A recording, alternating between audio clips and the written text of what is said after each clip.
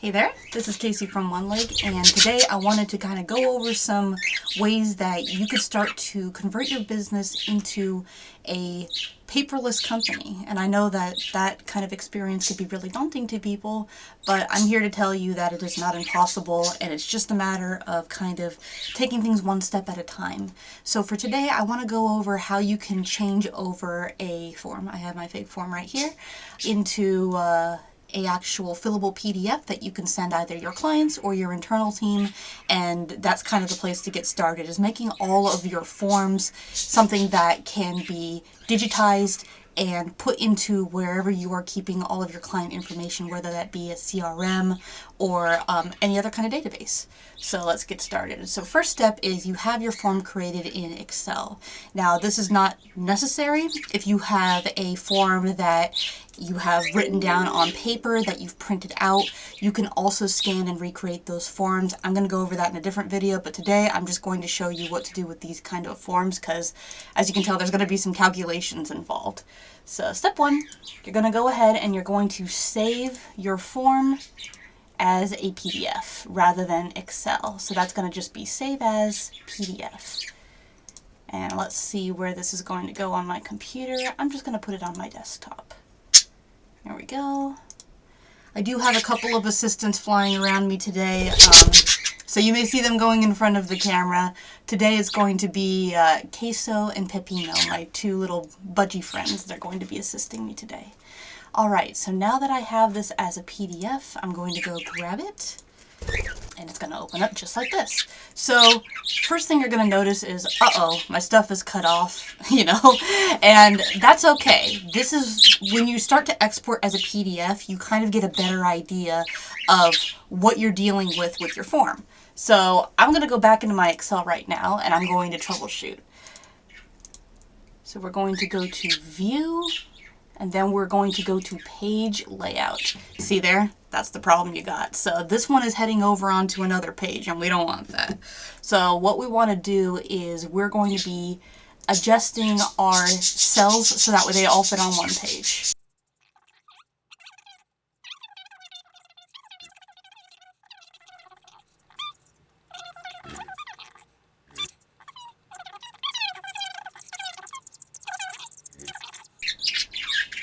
Alright, let's see. Cut this a little smaller, cut this a little smaller, and there we go. Now it's all on one page.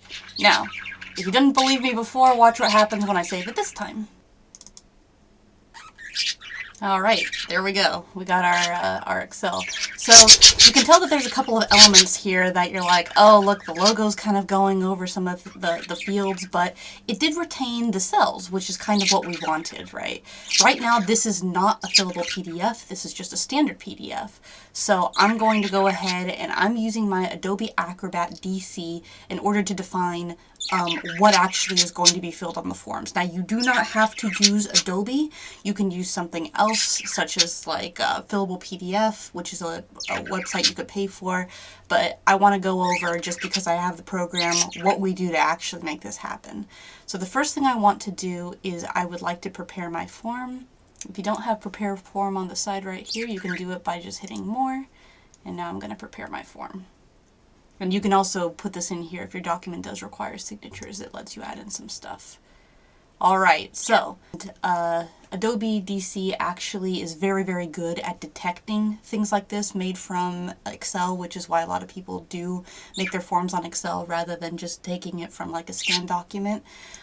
It detects lines. Doesn't always work, but at least this gives you a really good place to start.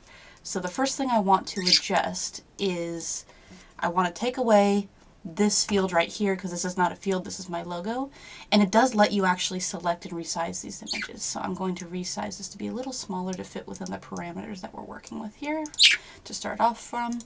Alright, next thing I want to do is I want to add in some text right here. So that's what I will do. I will put a text box right here.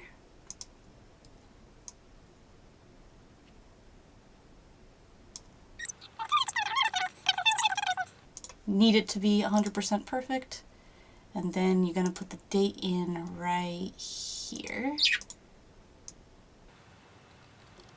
All right. So now I'm going to show you how to do some actual calculations, adding things together. So obviously I want my balance to be influenced by these other documents over here. So for example, if I have a contract price at a certain limit, or rather, I was on the wrong row. If I have a contract price that says something, and then there's an addendum that adds or subtracts from that contract price, and there's also a deposit, I want the balance to show up as a result of interacting with these fields. Are you guys giving each other kisses?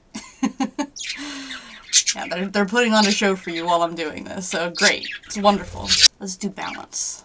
Double click on balance first, and I'm going to put in this calculation right here under this calculate area.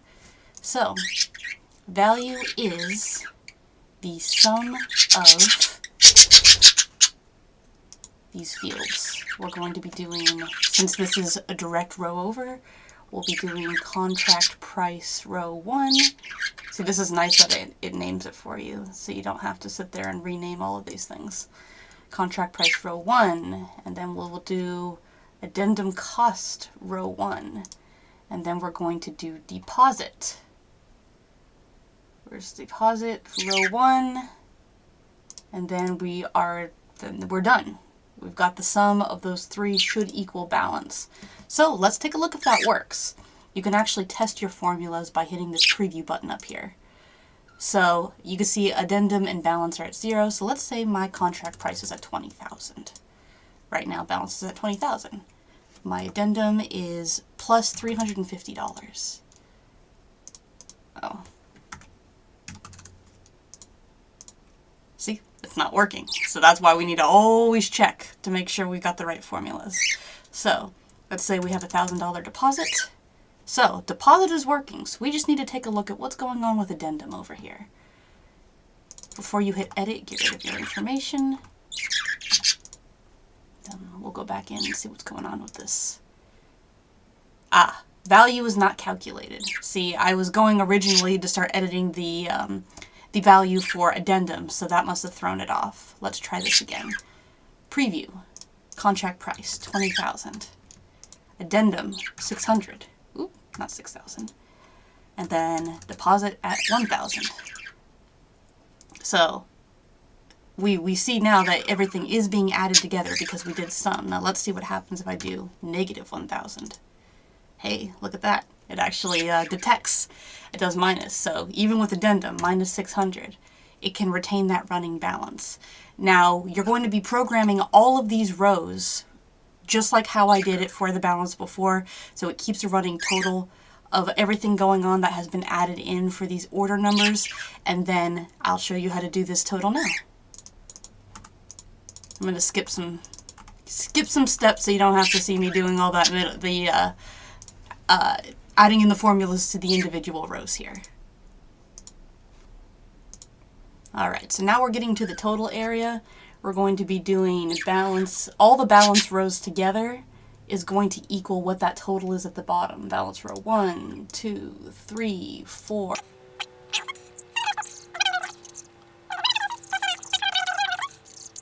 Let's do something super simple. We'll just do contract 20, contract 20.